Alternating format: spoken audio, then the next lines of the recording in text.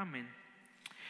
Y mira, quiero empezar a decirte algo. Mira, a lo largo de la historia en el Nuevo Testamento, decía Pris hace ratito que si tú has estado leyendo la palabra, hemos iniciado un nuevo año, ya no tenemos devocional, pero el año pasado precisamente leímos el Nuevo Testamento, y en el Nuevo Testamento leímos los evangelios, y a lo largo de lo que leímos pudimos encontrar y ver muchas historias acerca de los milagros y los hechos de Jesús. Milagros y hechos como convertir el agua en vino, dar vista a los ciegos, dar libertad a los endemoniados, resucitar muertos, perdonar pecados y muchas cosas más como estas. Y es increíble porque si tú y yo nos detenemos a leer y ver cada una de estas historias, la verdad es que es algo impresionante. O sea, ¿alguna vez tú has visto en tu vida a alguien convertir el agua en vino? ¿Alguna vez te ha tocado ver a lo mejor algún milagro de sanidad donde, por ejemplo, una persona a lo mejor tuviera una mano más corta que la otra y se la alargara? O ver a una persona ya que ha fallecido y orar por ella y que se levante. Yo no sé si a ti te ha tocado ver esto, pero la realidad es que es algo sobrenatural, ¿no? Por eso le llamamos milagro, porque no es algo que a lo mejor nos encontremos a la vuelta, o sea, sales aquí y a la vuelta de la esquina te lo encuentres, ¿no? La realidad es que son cosas que solamente Jesús y aquellos que creemos en Jesús podemos hacer. Y esta noche quiero que nos enfoquemos en dos relatos precisamente de lo que Jesús hizo, y quiero que me acompañes y abras tu Biblia en el Evangelio de Juan, en el capítulo 8. Vamos a estar leyendo la Nueva Traducción Viviente. A lo mejor tú traes la Reina Valera, pero vamos a pedir que nos apoyen para poner en pantalla la Nueva Traducción Viviente. Juan, el Evangelio de Juan, capítulo 8. Vamos a estar leyendo del versículo 1 al 11. Amén. Y dice así, dice: Jesús regresó al monte de los Olivos, pero muy temprano, a la mañana siguiente, estaba de vuelta en el templo. Pronto se juntó una multitud y él se sentó a enseñarles. Mientras hablaba, los maestros de la ley religiosa y los fariseos le llevaron a una mujer que había sido sorprendida en el acto de adulterio. La pusieron en medio de la multitud. Maestro, le dijeron a Jesús, esta mujer fue sorprendida en el acto de adulterio. La ley de Moisés manda apedrearla. ¿Tú qué dices? Intentaban tenderle una trampa para que dijera algo que pudieran usar en su contra. Pero Jesús se inclinó y escribió con el dedo en el polvo. Como ellos seguían exigiéndole una respuesta, él se incorporó nuevamente y les dijo: muy bien, pero el que nunca haya pecado, que tire la primera piedra. Luego volvió a inclinarse y siguió escribiendo en el polvo. Al oír esto, los acusadores se fueron retirando uno tras otro, comenzando por los de más edad, hasta que quedaron solo Jesús y la mujer en medio de la multitud. Entonces Jesús se incorporó de nuevo y le dijo a la mujer: ¿dónde están los que te acusaban? Ni uno de ellos te condenó. Ni uno, Señor, dijo ella. Yo tampoco, le dijo Jesús. Vete y no peques más. Este es un primer relato. Quiero que me acompañes al segundo relato que está en Mateo capítulo 12. Vamos a estar leyendo del versículo 9 al 15, igual en la Nueva Traducción Viviente. Y dice así: luego Jesús entró en la sinagoga de ellos, o sea, de los fariseos, y allí vio a un hombre que tenía una mano deforme.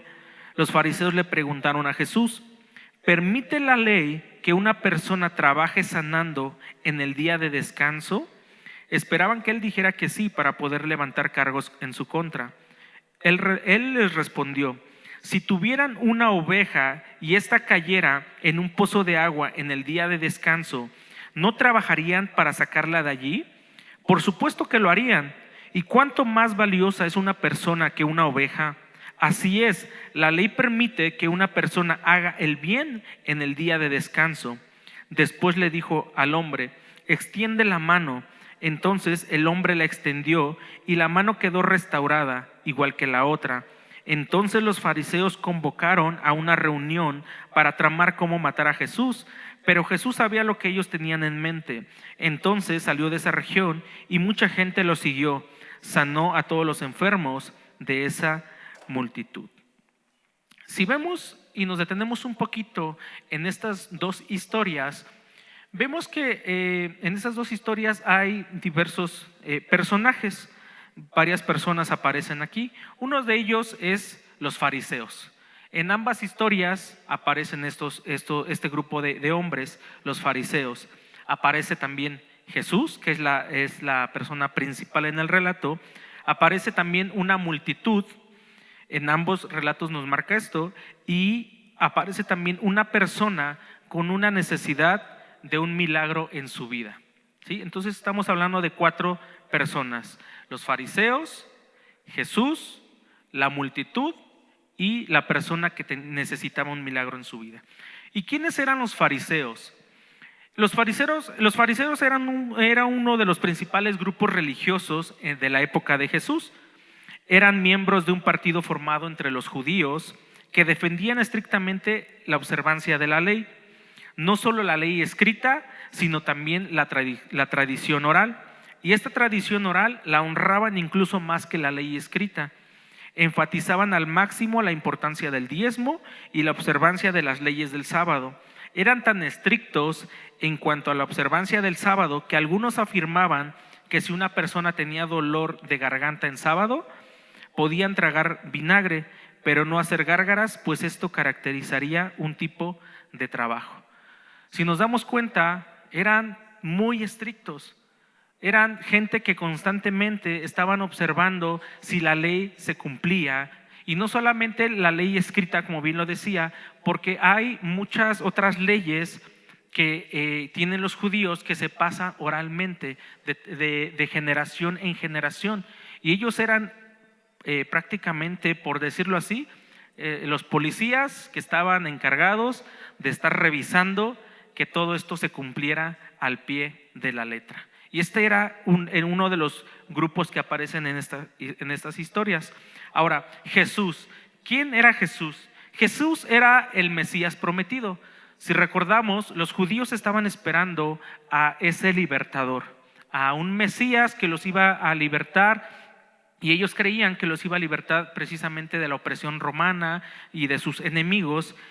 También Jesús es conocido como el Salvador del mundo, el Cordero de Dios que quita el pecado del mundo, el Hijo de Dios, la luz de los hombres y el Verbo hecho carne. Y entre muchos otros adjetivos que la Biblia nos habla acerca de Jesús. Ahora, la multitud. Hace algunos meses atrás, estaba recordando mientras estaba haciendo este mensaje que Samuel nos habló también acerca de esto, acerca de la multitud. No sé si lo recuerdas, si ya estabas aquí en Mundo de Fe, nos enseñó también una prédica acerca de quiénes son aquellos de la multitud. Y rescaté un poquito acerca de lo que él habló y él nos decía que son aquellos que son espectadores solamente de lo que está sucediendo. Son aquellos que van, y dentro de la multitud en estas dos historias también son aquellos que van a contar a los demás qué es lo que vieron.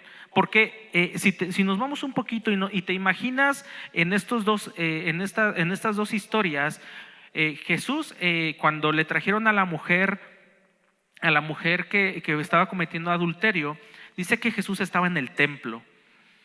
Y entonces había una multitud a su alrededor, porque supongo que Jesús estaba enseñando.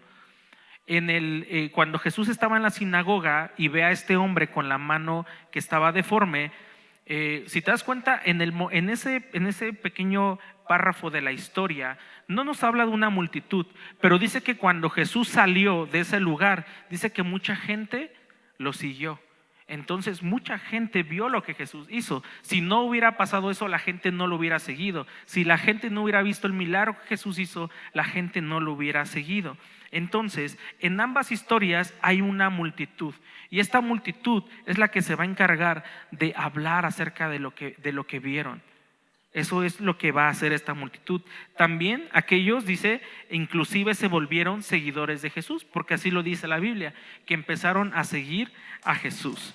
Y la última clase de persona es la persona con una necesidad en su vida. Primero vemos a una mujer adúltera y segundo vemos a un hombre con una mano deforme.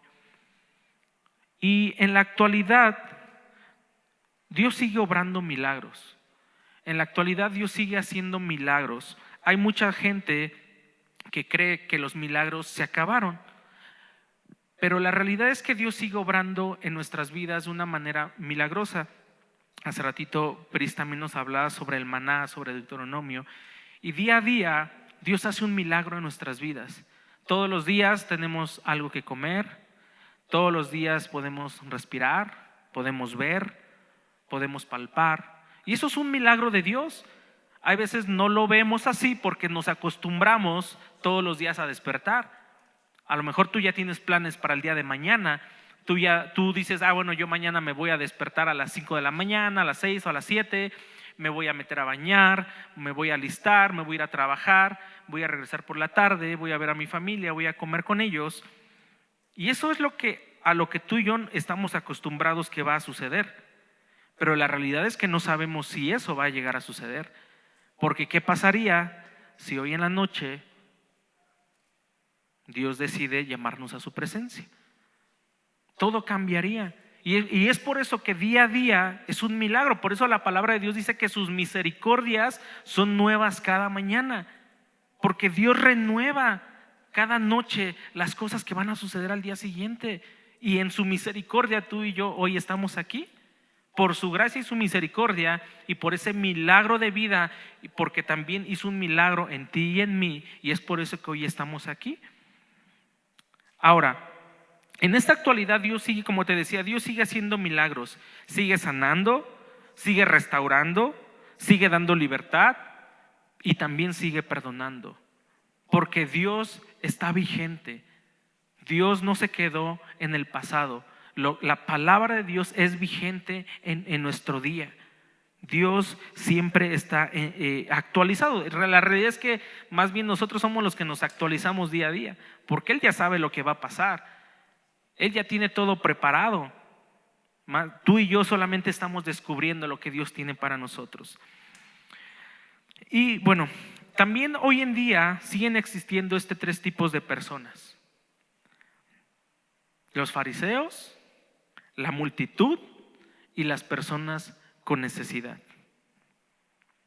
Mira, los de la multitud son aquellos que solo vienen, ven lo que está pasando, se emocionan, cuentan a los demás lo bonito que estuvo la alabanza, lo bueno que estuvo la prédica. Siguen a Jesús también, pero no se involucran más allá, solamente están de lejitos. Solamente están viendo lo que pasa para poder platicar, para emocionarse. Y siguen a Jesús. Y de hecho, Jesús llega un momento en el que le dice a los que lo seguían, les dice: ustedes solamente me siguen por lo que les doy, por la comida que les doy, por los milagros que hago. Y muchos de esos son los de la multitud, que siguen a Jesús solamente por los beneficios. Y aquí es donde tú y yo tendríamos que hacer una pausa y ponernos a pensar si a lo mejor tú y yo estamos siguiendo a Jesús por un beneficio. Porque el corazón del hombre es así. El hombre constantemente está buscando su beneficio. El corazón del hombre nunca se sacia. Siempre está queriendo más y más y más y más. Por poner un ejemplo, si el día de hoy encontraras en tu cuenta de banco 100,000 pesos, con 100,000 pesos podrías pagar o satisfacer las necesidades que tienes en este momento. ¿O dirías, no, yo creo que con 2 millones de pesos lo haría? Pero ¿a quién no le caerían bien 100,000 pesos? Digo, si a ti no te caen bien, se los puedes depositar a alguien más, ¿no? Pero la realidad es que a todos nos caería bien una cierta cantidad en nuestra cuenta. porque todos estamos viviendo en una necesidad. A lo mejor es una necesidad, no solamente, bueno, es una necesidad básica, pero no lo es todo. Pero el corazón del hombre es así, nunca se satisface. Y de aquellos que viven en esa multitud, no experimentan el tener esa satisfacción en Jesús. Ahora, también, como te decía, están los que necesitan un milagro en su vida. Esa clase de personas que necesitan un milagro en su vida. Así como el hombre que tenía la mano deforme. Y la realidad es que no sabemos la razón exacta por la que él estaba ahí en la sinagoga. No nos dice más la palabra de por qué ese hombre estaba ahí. Pero por la manera en la que Jesús compara su situación con la de una oveja, podemos ver que este hombre estaba en busca de ayuda por la necesidad que tenía. Porque él dice, bueno, si ustedes tuvieran una oveja que se cayera en un pozo de agua, ¿si a poco no la ayudarían? Entonces, esa oveja tenía una necesidad, estaba en aprietos porque había caído en un pozo. Entonces, cuando Jesús hace la comparación, nos podemos dar cuenta que ese hombre estaba ahí porque estaba buscando ayuda, porque necesitaba que alguien lo ayudara. Ahora, también, y bueno, dice, y Jesús sanó la mano de este hombre. La Biblia no nos dice, pero los milagros son primero para glorificar a Dios, segundo para ayudarnos en nuestra necesidad y tercero para creer en Jesús y convertirnos en sus hijos. Para eso Dios hace un milagro en nuestras vidas. Y yo no creo, porque la Biblia dice que tenía una mano deforme, lo sanó y dice que quedó igual que la otra. Entonces, este hombre hacía algo con su mano, porque yo no creo que si fuera un hombre que no se estuviera esforzando, que estuviera solamente sentado estirando la mano para pedir dinero, yo no creo que Jesús hubiera hecho un milagro para que este hombre tuviera otra mano bien, para estirar la otra mano y pedir también dinero. No, este hombre se estaba esforzando, este hombre estaba haciendo algo, aún con la mano deforme, él estaba trabajando, él estaba haciendo algo y por eso estaba buscando una ayuda. Y por eso Jesús le hizo un milagro. Jesús no va a hacer un milagro en nuestra vida para que nos quedemos sentados. Jesús no va a hacer un milagro en nuestra vida para ver qué se nos ocurre hacer. Para que Dios haga un milagro en nuestras vidas, nosotros necesitamos empezar a dar pasos. Nosotros necesitamos hacer nuestra parte, porque Dios en su momento, en su tiempo, va a hacer un milagro en nuestras vidas. Ahora, esa es la segunda clase de personas. También la mujer adúltera dice que fue sorprendida en el acto. Fue avergonzada, fue humillada, a lo mejor hasta fue arrastrada, porque dice que la llevaron hasta el templo y también fue expuesta a una multitud para ser apedreada. Yo me quiero imaginar, y de hecho, si te pones a pensar, bueno, también la ley, no solamente la mujer estaba cometiendo el acto del adulterio. ¿Y dónde estaba el hombre? ¿Dónde estaba el hombre con el que fue encontrada? ¿Por qué solamente a la mujer la llevaron? Si la ley decía que ambos tenían que ser apedreados. Y solamente estaba la mujer. Pero en este acto, la mujer estuvo a punto de morir. Por lo que la ley decía y por lo que los fariseos la estaban juzgando. Pero ahí es donde viene el gran milagro. Porque el dador de vida le mostró su amor, librándola de la muerte, perdonando sus pecados y dándole una oportunidad de cambiar su vida. Eso es lo que Jesús hizo. Jesús hizo un milagro en ella, porque esta mujer, al ser encontrada, ser humillada, ser avergonzada y encontrarse con Jesús, ella sabía quién era Jesús. Ella sabía quién era Jesús, porque ella había escuchado acerca de Jesús. Y al encontrarse con Jesús y decirle: Maestro, ¿qué es lo que dices tú acerca de esta mujer si la ley dice esto? Y Jesús en su sabiduría, Jesús en su amor tan grande, que yo no sé si a ti se te hubiera ocurrido decir: aquel que esté libre de pecado, que arroje la primera piedra. O sea, unas palabras impresionantes, unas palabras que cambian el corazón de cualquiera, que hasta tu misma conciencia te acusa. No sé si a ti te ha pasado o alguna vez has dicho esta frase. ¿Alguna vez lo has pensado? Que cuando estás a punto de juzgar o criticar a alguien, ¡ay!, te recuerda el Espíritu Santo esta palabra y mejor te quedas callado.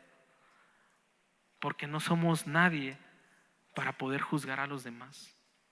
Porque no tenemos el derecho en nuestra conciencia de criticar o juzgar a otros.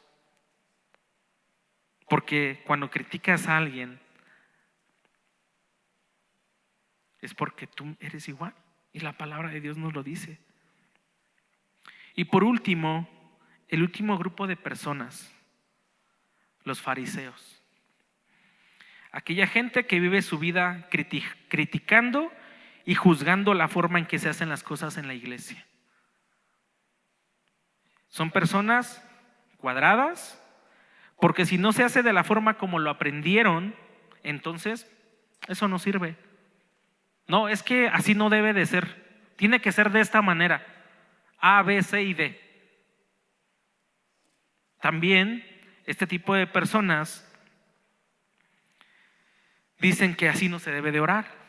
Ahora estamos entrando en un tiempo de oración. Hemos entrado en un tiempo de ayuno y oración. Y va a haber quien critique y juzgue la manera en que lo hacemos. Porque así son los fariseos. También hay quien critica que así se debe de cantar y que no se debe de cantar. ¿Por qué? Porque como no les cuadra lo que están viendo, entonces empiezan a criticar. Porque mira, los fariseos están más enfocados en lo que los demás hacen que voltearse a ver a sí mismos. Y Jesús también lo decía, que antes de estar viendo la paja en el ojo de tu hermano, decía que veas la viga que hay en tu ojo. También, ¿sabes qué pasa con este tipo de gente cuando se enfoca solamente en estar viendo lo que los demás hacen? Se están perdiendo el milagro que Dios quiere hacer en sus vidas. Se están perdiendo y están tan desenfocados que se pierden estos momentos tan importantes en la presencia de Dios. Porque es más importante para ellos estar cumpliendo las cosas como creen que debería de ser. Mira, yo me he encontrado con tantos comentarios en las redes sociales de Mundo de Fe, de gente que todo el tiempo está criticando. Es que no se debería de ser así, y cómo puede ser posible si antes ahí ese lugar era así y ahora ya están metiendo al mundo. Critican que si el hermano usa gorra cuando canta, que critican al de la alabanza que si ya se pintó el cabello, o sea, critican todo, nada les parece. Todo el tiempo están buscando a ver qué está mal. Yo no sé si a ti te ha tocado, yo veo todos los comentarios porque es parte de del trabajo que hacemos, pero en verdad es increíble que luego gente que ni es de aquí está criticando. Gente que no viene aquí a sentarse a la iglesia presencial, solamente está atrás de una pantalla ahí viendo el servicio y criticando. Y es impresionante, pero también a la vez es triste. Y es triste porque se están perdiendo de los momentos de gloria que Dios tiene para su iglesia. Es triste porque al final de cuentas son almas que están cegadas y no dejan que Dios obre un milagro en sus vidas. Y quiero que me acompañes a leer un relato en Hechos capítulo 11. Hechos capítulo 11, vamos a leer del versículo 1 al 3 y después del 5 al 17.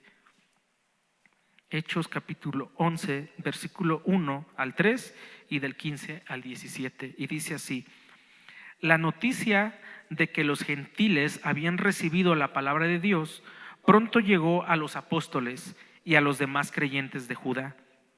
Así que cuando Pedro regresó a Jerusalén, los creyentes judíos, dice, lo criticaron y le dijeron: entraste en una casa de gentiles y hasta comiste con ellos. ¿Te das cuenta de la expresión? Dice, no solamente entraste a una casa de gentiles, sino hasta comiste con ellos. Eso era su crítica. Y entonces ahí Pedro empieza a platicarles. Vamos a brincarnos algunos versículos, pero quiero decirte un poquito lo que sucede entre el versículo 4 al 14. Dice que Pedro les empieza a platicar qué es lo que sucedió, cómo es que él estaba en un lugar y Dios le dio una visión, y él vio cómo descendió un mantel y había comida, y entonces Dios le dijo, mata y come, y él le dijo, Señor, pero pues nunca ha entrado a mi boca algo inmundo, ¿no? Y Dios le dijo, no llames inmundo lo que yo ya limpié. Y entonces él va a la casa de unos gentiles, y él ve cómo el Espíritu Santo desciende sobre ellos. De hecho, el versículo dice, cuando comencé a hablar, continuó Pedro, el Espíritu Santo descendió sobre ellos, tal como descendió sobre nosotros al principio. Entonces pensé en las palabras del Señor cuando dijo, Juan bautizó con agua, pero ustedes serán bautizados con el Espíritu Santo. Y como Dios les dio a esos gentiles el mismo don que Dios nos dio a nosotros cuando creímos en el Señor Jesucristo. ¿Quién era yo para estorbar a Dios? Y yo te quiero preguntar, y precisamente ese es el título de esta enseñanza, ¿quiénes somos nosotros para estorbar la obra de Dios en nuestras vidas y en la vida de los demás? ¿Quiénes somos tú y yo para estar criticando? ¿Quiénes somos tú y yo para estar juzgando a los demás? ¿Quiénes somos tú y yo para poder decir cómo se deben o no se deben de hacer las cosas? Y no te estoy hablando de que no haya un orden dentro de la iglesia. Claro que todas las cosas se hacen en un orden, y creo que por eso es que hemos funcionado durante mucho tiempo, porque hay un orden, hay un inicio, hay un final, hay un horario de entrada, un horario de salida, y hemos funcionado como iglesia. Pero tú y yo no podemos meter a Jesús en un molde. Tú y yo no podemos decirle a Jesús cómo se deben de hacer las cosas. Tú y yo debemos de creer en Dios, esperar en Dios, y te aseguro que Él nos va a sorprender. No podemos meter a Jesús en un molde y decirle, Señor, solamente muévete de las 7:30 a las 8:30, a las 9, porque de ahí más no se puede. Ese es el horario establecido para los miércoles. Y claro que seguimos un orden, y claro que tratamos de cumplir con ese orden. Pero ha habido momentos cuando Dios empieza a hablar, y no sé si a ti te ha tocado alguna vez, pero llegó a haber domingos donde no había enseñanza, porque el Espíritu Santo se estaba moviendo, y el alabanza seguía y continuó, y hasta el final no queríamos que terminara, pero tuvimos que terminar porque hay un horario que cumplir. ¿Y de qué te estoy hablando? Ahora viene adoración extravagante, y tenemos que dejar que Dios haga un milagro en nuestras vidas. No tenemos que dejar o estorbar la obra que Dios quiere hacer en nosotros, porque mira, Dios no va a obrar siempre de la misma manera. Dios es tan creativo, el Señor es tan creativo, que Él hace las cosas como a Él le place. Él hace las cosas como Él quiere, pero tú y yo somos los que vamos a estar sorprendidos, porque si tú y yo estamos siendo de la multitud, ¿te vas a quedar igual? Ahí vas a estar solamente viendo, solamente siendo espectador de lo que está pasando. A lo mejor, igual y a lo mejor tú eres un fariseo, o a lo mejor hasta yo soy un fariseo. Mientras estaba preparando el mensaje, híjole, solamente me reía solito. Me reía solo porque yo soy de los cuadrados, hermano. Y día a día, créeme que lucho con eso. Y en todas las áreas. Si yo voy a cruzar un semáforo y un carro se pone en la barra peatonal, ¿qué crees que le quiero decir? A ver quiénes son como yo. Así de que, hazte para atrás, ¿no? Hazte para atrás, esta es la línea peatonal.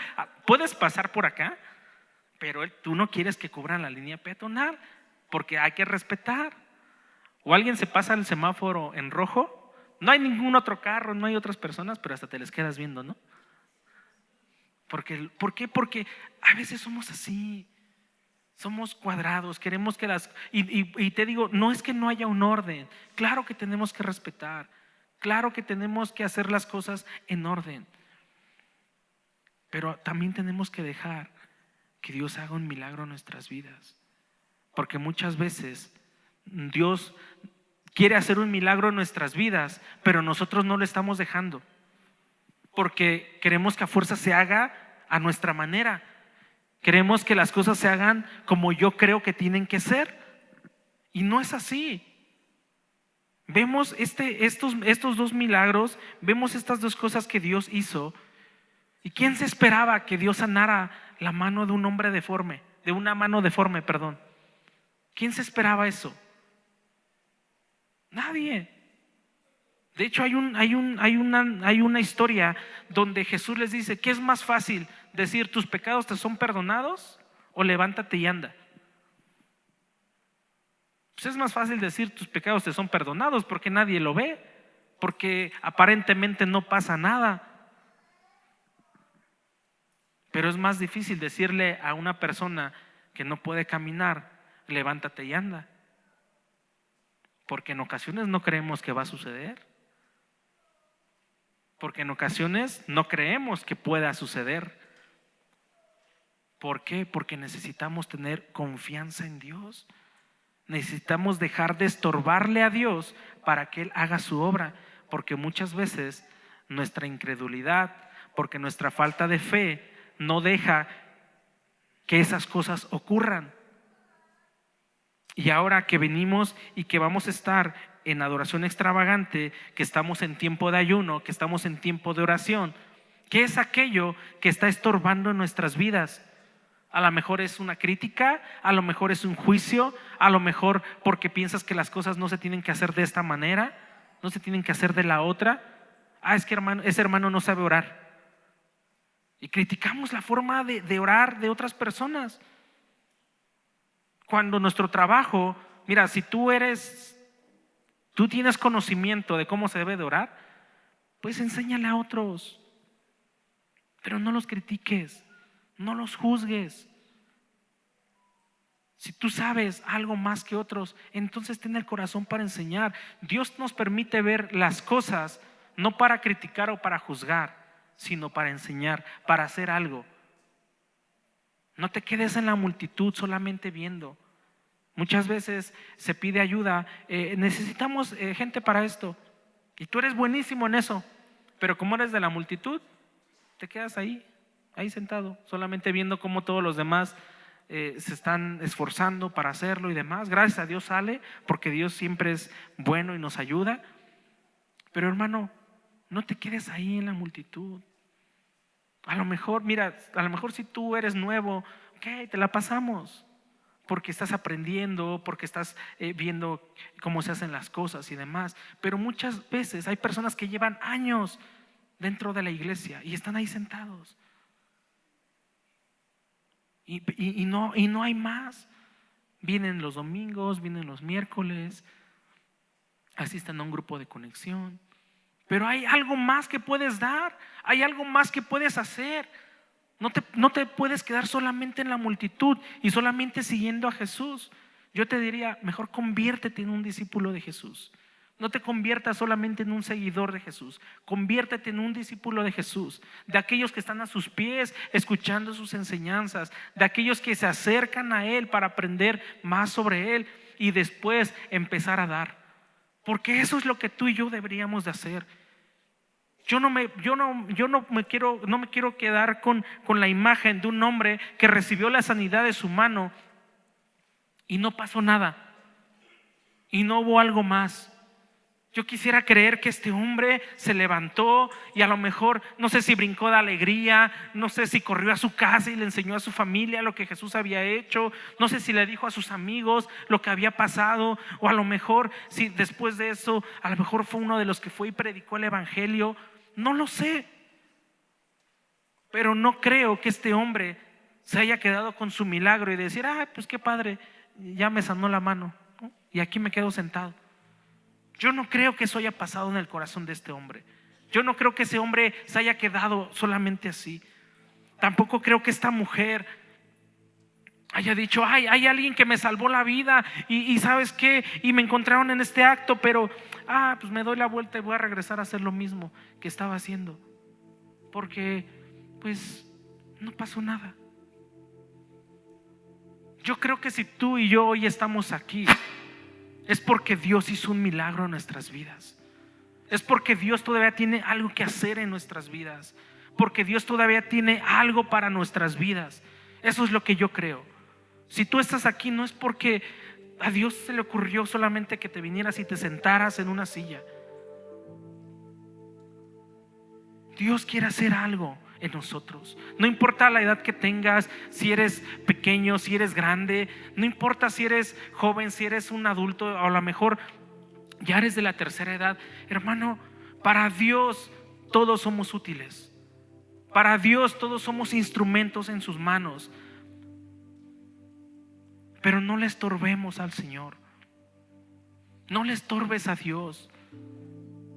Mejor pídele al Señor que haga un milagro en tu vida.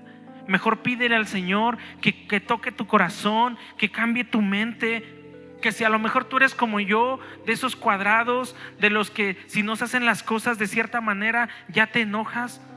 ¿Qué? Está bien, hay procesos. A lo mejor no estás de acuerdo cómo se hacen las cosas, pero no restes, hermano. No vayas con los demás diciéndoles: ay, mira, así no se deberían de hacer las cosas. Guárdatelo en tu corazón, entrégaselo al Señor, porque un día Dios te va a permitir hacer algo. Pero no seas de los que reste. Sé de los que sumen. Sé de los que digas: ok, a lo mejor ya la regué con mi ayuno, ya no continué, ya me decepcioné, o a lo mejor ni estoy ayunando.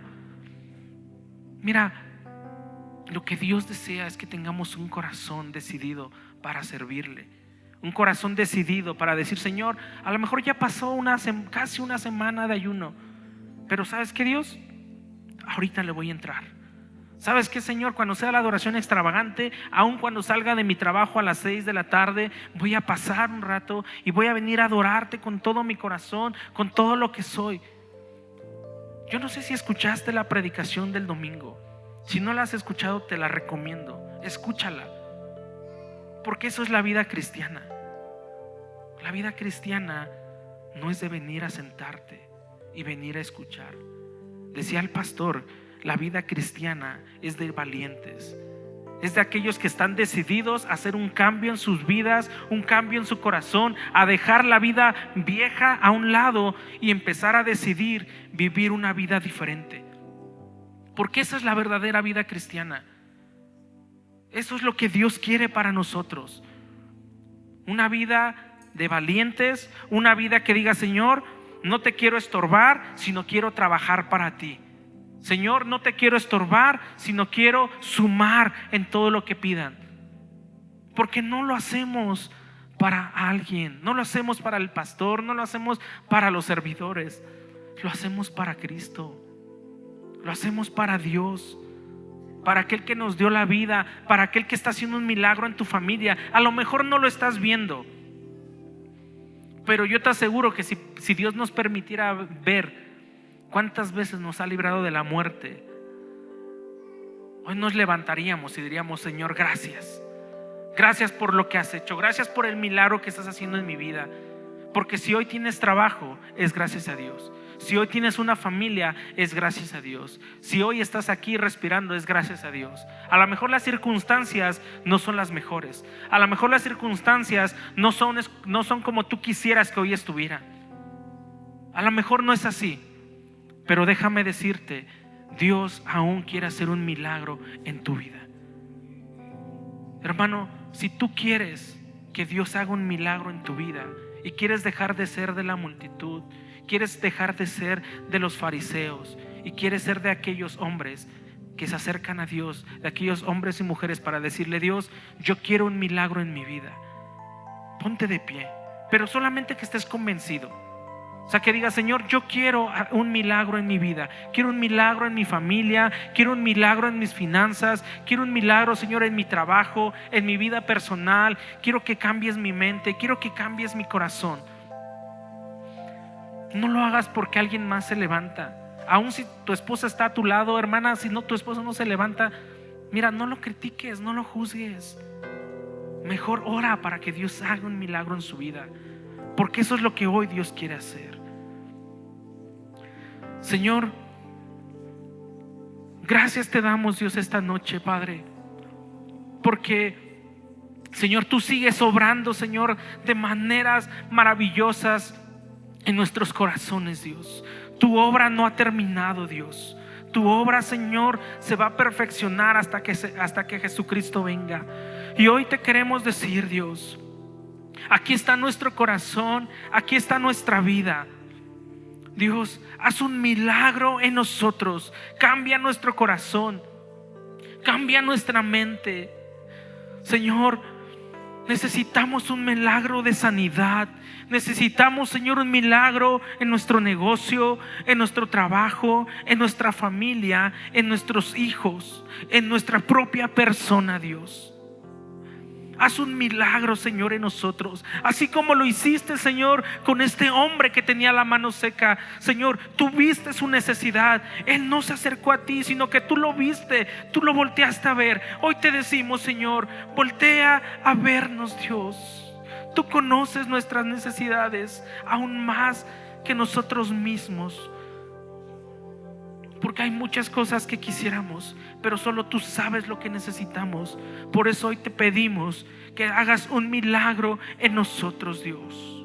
Así, Señor, como esta mujer fue avergonzada, Dios, por su pecado, hoy yo te pido, Señor, que ese pecado que hay en nosotros, Dios, pese en nuestras vidas, y que podamos sentirnos, Señor, avergonzados de este pecado. Que podamos, Señor, sentirnos, Dios, y saber que no está correcto lo que estamos haciendo, Dios.